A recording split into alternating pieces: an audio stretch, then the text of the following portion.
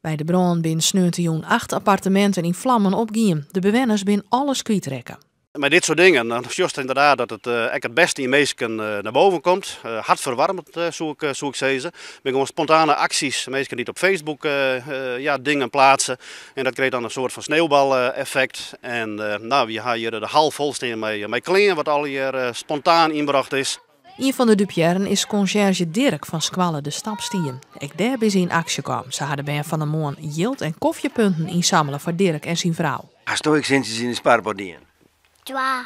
2! En waar is dat voor?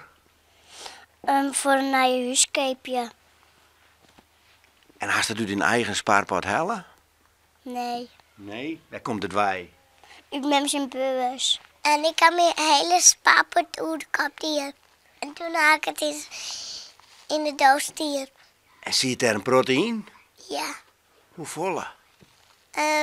Saffelen. Wat vind je van deze actie? Oh, dat vind ik enorm. Ik vind het zo geweldig.